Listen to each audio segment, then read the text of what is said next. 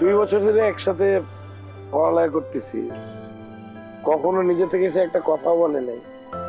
আর হুট করে এসে বলতেছো বন্ধু হইতে পারি।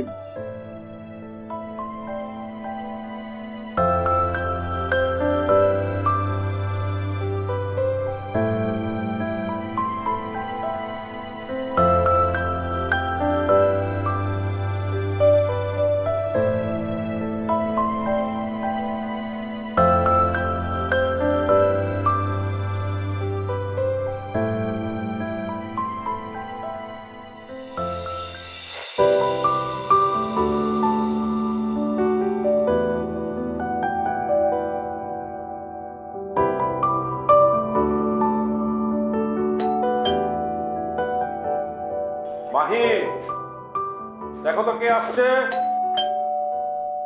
হ্যাঁ মামা, আসো।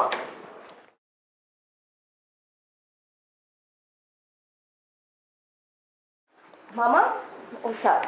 আসসালামু আলাইকুম। ওয়ালাইকুম সালাম। বসো বসো না। বসো।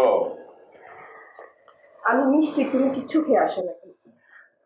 মামা, তোমরা দুজন গল্প করো, আমি দেখি তোমাদের জন্য কিছু নাস্তার ব্যবস্থা করি। ঠিক আছে? কি নাম তোমার? জি, সাদ হোসেন।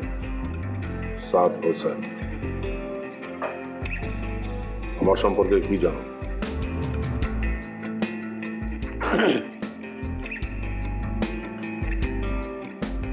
বাইরে থেকে যতটুকু জানা যায় ততটুকুই জানি। মানে পত্র পত্রিকা পড়ে মানুষের মুখে যতটুকু শুনছি ততটুকুই জানি। আমি কিন্তু তোমার সম্পর্কে সব জানি। জি। তোমার জীবনের ইতিহাস সব আমার জানা। আসল কথা হলো, তুমি আমার ভাগ্নির সাথে বন্ধুত্ব করো, তাতে আমার কোনো আপত্তি নেই, কিন্তু এর থেকে বেশি এক পা এগোনোর চেষ্টা করবো না।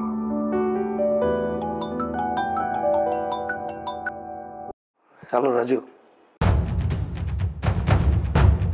কি বলতেছিস? আচ্ছা তুই থাক, আমি এখন আসতেছি। কি হলো? তোমার কথা তো শেষ হবে। যে আমার আম্মা হঠাৎ করে অসুস্থ হয়ে গেছে, আমার ছোট ভাই ফোন দিয়ে বললো আমি একটু যাই, ডাক্তারের কাছে নিয়ে যেতে হবে মনে হয়। আপনি একটু মাইকে বলে দিন, আমি চলে গেছি।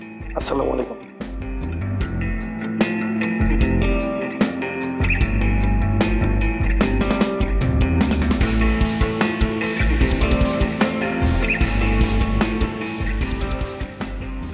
মামা, সাত কোথায় গেল? ওর একটা ফোন আসলো, ওর মা নাকি অসুস্থ, তাই চলে গেল। মা অসুস্থ? আচ্ছা।